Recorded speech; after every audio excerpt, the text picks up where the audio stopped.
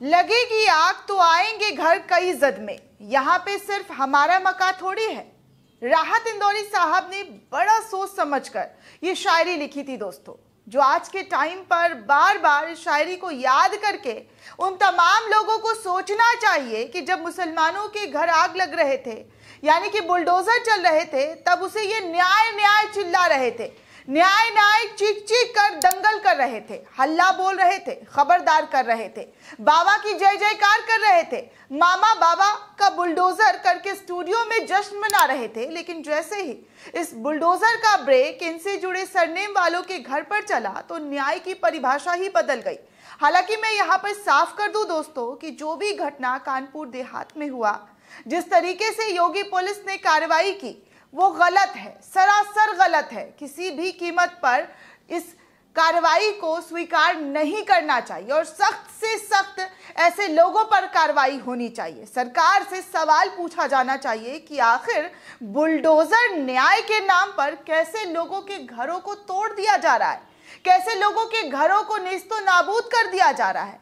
और किसी के घर मकान को बुलडोजर से तोड़ना, ये किसी भी तरीके से इंसाफ नहीं हो सकता है, किसी भी एंगल से ये न्याय की परिभाषा नहीं हो सकती है दोस्तों। चाहे हिंदुओं के घर पर ये बुलडोजर चले या मुसलमानों के घर पर या किसी के घर पर इस तरीके से कार्रवाई हो, तो वो सरासर गलत है। ये कार्रवाई कहीं से कहीं तक सही नहीं है। लेकिन उन चाटुकारों की चाटुकारिता ये बार बार याद दिला देती है दोस्तों कि इनका खबरों पर कैसे जो है एंगल चेंज हो जाता है, कैसे ये अपने तरीके से पत्रकारिता करने लग जाते हैं, कैसे इनका खुद का जो ज़मीर है, वो जो बिका हुआ ज़मीर है, वो कैसे चेंज हो जाता है और पत्रकारिता का रुख इख्तियार करते हुए ये खुद को बार बार बताना शुरू कर देते हैं कि पत्रकारिता के आड़ में ये कैसे चाटुकारिता करते हैं, कैसे खास धर्म के घर टूटने पर, बुलडोजर चलने पर नाच नाच कर रिपोर्टिंग कर रहे थे, बुलडोजर पर चढ़कर घर टूटने पर रोते बिलखते लोगों को देखकर मजे ले रहे थे। और आज इंसाफ और न्याय की बातें कैसे कर सकते हैं जो कल तक उसी कानपुर में आफरीन फातिमा के घर पर, यानी कि जावेद पंग के घर पर बुलडोजर चलाने पर कह रहे थे, जिस तरीके से उनके घर को जमींदोज कर दिया गया था, खिलखिलाकर हंस रहे थे। जहांगीरपुरी, शाहीन बाग, ओखला, मध्य प्रदेश में बुलडोजर चलने पर मजे ले रहे थे और मजे लेकर कह रहे थे आज कानपुर देहात में बैठ कैसे बुलडोजर चलने पर इन तमाम जगहों पर मजे ले रहे थे और मजे ले लेकर खबर चला रहे थे और किस तरीके से स्क्रीन सजा रहे थे कि न्याय हो रहा है, इंसाफ मिल रहा है। लेकिन आज कानपुर देहात वाली घटना पर शोक मनाते हुए ये अच्छे नहीं लग रहे हैं, क्योंकि इनकी जो पत्रकारिता है, इनकी जो चाल चरित्र है, वो साफ तौर पर नजर आ रही है कि इनका खबरों का एंगल किस तरीके से मुड़ जाता है, कैसे ये अपने काम को ईमानदारी से नहीं कर रहे हैं, कैसे इनके काम में बेईमानी नजर आ रही है दोस्तों। उनकी ये स्टूडियो में बैठकर इंसाफ न्याय की बातें कितनी खोखली लग रही है, आज देश देख रहा है। ये देश और दुनिया सब देख रहे हैं कि कैसे इनकी न्याय वाली परिभाषा जो है वो बदल जा रही है। और उन लोगों को भी समझना चाहिए कि किसी के घर टूटने पर जो लोग ताली बजा रहे थे, जो लोग खुश हो रहे थे, उनका भी नंबर इसी तरीके से आएगा। फिर क्या बोलेंगे आप? न्याय की आड़ में किसी की गाड़ी कमाई एक एक रुपया जोड़कर घर बनाने में लगा दिया जाता है और हुक्मरानों को 1 मिनट नहीं लगता अफसरों को घर तोड़ने के आदेश देने में। खैर, इन चाटुकारों से आज भी कोई उम्मीद नहीं है। आज भी उनसे अगर आप खबरों के माध्यम से इंसाफ की बातें करते हुए भी देखेंगे तो सरकार से सवाल नहीं पूछा जा रहा है, सवाल पूछा जा रहा है तो अफसरों से, अधिकारियों से।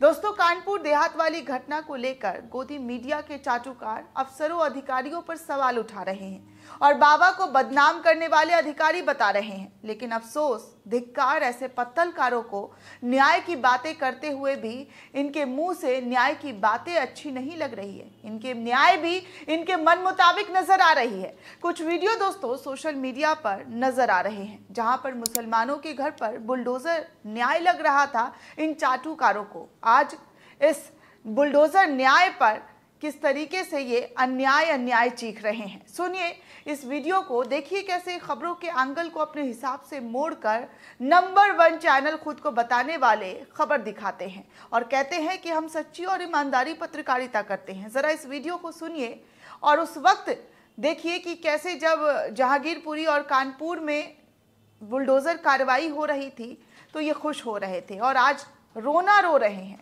किस बात के लिए रोना रो रहे हैं, जरा इस वीडियो को सुनिए। क्या मजहबी कट्टरता से निपटने के लिए योगी मॉडल ही उपाय है? यूपी सरकार की बुलडोजर नीति के बहाने क्या गरीबों पर अत्याचार कर रहे हैं अधिकारी? सुना दोस्तों इस वीडियो को, कैसे इन पत्रकारों की पत्रकारिता जग जाहिर जो है हो रही है, कैसे इनकी पत्रकारिता सरेआम नीलाम हो रही है कि ये पत्रकारिता नहीं बल्कि अपने मन मुताबिक चाटुकारिता करते हुए नजर आ रहे हैं। और इनके कुछ ट्वीट्स भी मैं आपको दिखा दूं दोस्तों, जो काफ़ी तेज़ी से वायरल हो रहे हैं, जहां पर इनके ट्वीट्स पर सवाल खड़े हो रहे हैं और कहा जा रहा है कि ये पत्रकारिता है इनकी और पत्रकारिता के आड़ में ये क्या कर रहे हैं। तो सबसे पहले दोस्तों आपको चित्रा त्रिपाठी की मैं ट्वीट दिखाती हूँ। मार्च 2022 का है, जी हाँ 22 मार्च 2022 को चित्रा त्रिपाठी ट्वीट करती हैं। इस ट्वीट को आप स्क्रीन पर देखिए और लिखती हैं कि यूपी में बुलडोजर बाबा, एमपी में बुलडोजर मामा, मशहूर हो चुके बुलडोजर के साथ चाचा ताऊ दादा भैया किन किन राज्यों में लगेगा, देखते जाइए। तो ये खुशी थी इनकी। अब देखिए इन्हीं की खुशी पर इन्हीं के पुराने ट्वीट्स निकाल कर लोग इन्हें कैसे जो है बेइज्जत कर रहे हैं, जलील कर रहे हैं। मीर फैसल पत्रकार हैं, वो ट्वीट करते हुए लिखते हैं कि अधिकारी बुलडोजर बाबा नहीं, शर्म कीजिए, आप लोग भी उतने ही जिम्मेदार हैं जितना वहां के अधिकारी और वहां की सरकार। बुलडोजर पर सेलिब्रेशन भी आप लोगों ने ही शुरू किया था और आज रो किस बात के लिए रही हैं? आज आपका रोना किस बात के लिए है? दोस्तों आगे इसी ट्वीट पर लोग रीट्वीट करते हुए लिख रहे हैं देवेश तिवारी कि ये झूठ है 2022 तक सबको पक्का आवास मिल चुका है। साहब बताए थे फिर झोपड़ी कैसे रह गई, क्योंकि झोपड़ी में आग लगा दी गई थी। दोस्तों आगे देखिए चित्रा त्रिपाठी का पत्रकारिता वाला जो प्रेम है वो किस तरीके से दिखाई दे रहा है, लेकिन इसी पत्रकारिता प्रेम पर लोग ज़बरदस्त तरीके से इनको लानत भेज रहे हैं। लिखती हैं चित्रा त्रिपाठी एक ट्वीट करके कानपुर देहात की घटना को लेकर, जो काफ़ी दोस्तों दर्दनाक है। शर्म वाली बात है किस तरीके से अधिकारी जो है काम कर रहे हैं, पुलिस प्रशासन जो है और वहाँ की सरकार जो है ऐसे आदेश दे रही है। चित्रा त्रिपाठी इस खबर को यहाँ पर भी देखिए किस तरीके का एंगल दे रही है। लिखती हैं जवान बेटी के साथ बाप सड़क पर कहाँ रहते, झोपड़ी की आग ने इस आदमी के सपनों को लील लिया। अधिकारियों की बेशर्मी ने सोचने पर विवश किया कि ये जीवन भर किस गुनाह की सजा काटेंगे। इस व्यक्ति की 21 साल की बेटी नेहा दीक्षित की शादी होनी थी, अब अर्थी उठेगी माँ के साथ। तो इन्हीं की ट्वीट को लोग लिख रहे हैं कि जो आवास योजना की जो पोल है वो सीधे तौर पर खुल गई है। जो प्रधानमंत्री आवास योजना की बात करते हैं, यहाँ पर इस बात को भी लेकर लोग सवाल उठा रहे हैं कि सारी बातें जो है वो एक एक करके सामने आ रही है। आगे अखिलेश नाम के यूज़र हैं, वो लिखते हैं कि उम्मीद होगी कि आप इस घिनौनी कृत्य के लिए योगी सरकार को जिम्मेदार ठहराएंगे, वरना आप हर बार की तरह साबित करेंगे कि आप भी दरबारी पत्रकार हो। क्योंकि जो लोग बुलडोजर के लिए तालियां पीट रहे थे उनको समझाना होगा कि क्या हमारे पूर्वजों ने संविधान बनाया। बुलडोजर की क्रूरता सबके सामने है। लेकिन अफसोस की बात दोस्तों कि चित्रा मैडम ने ऐसे कोई ट्वीट नहीं किया, सरकार से तो बिल्कुल भी सवाल नहीं पूछा है। आगे भगत राम इसी ट्वीट को चित्रा के रिट्वीट करते हुए लिखते हैं कि जो भी इस राज्य का और इसके मुख्यमंत्री का नाम बताएगा उसे चित्रा मैडम के साथ बुलेट पर सवारी करने का फर्स्ट प्राइज मिलेगा। देखिए लोग भी क्या लिख रहे हैं, किस तरीके से लिख रहे हैं कि इन लोगों की पत्रकारिता क्या है। आगे निगार परवीन चित्रा त्रिपाठी की 2 ट्वीट शेयर करते हुए लिखती हैं कि प्रदेश बदलते ही इनके सुर बदल जाते हैं। योगी का बुलडोजर जिम्मेदार है 2 बेकसूर माँ बेटी की मौत के लिए, लेकिन मजाल है कि मुंह से आवाज़ निकल जाए। और यहाँ पर इनके मुंह से आवाज़ सिर्फ निकल भी रहा है तो अधिकारियों के लिए, अफसरों के लिए। जो आवाज़ इनको उठानी चाहिए थी दोस्तों, शायद वो बहुत पहले ही दब चुकी है, बहुत पहले ही इन्होंने दबा दी है, या फिर बोलने की इनके पास हिम्मत ही नहीं है। दोस्तों इस पूरे रिपोर्ट को लेकर आप क्या सोचते हैं, आपकी क्या प्रतिक्रिया हमें कमेंट सेक्शन में ज़रूर बताइएगा। साथ ही साथ नेशन 360 को ज़्यादा से ज़्यादा लाइक, शेयर और सब्सक्राइब करना बिल्कुल भी ना भूलें।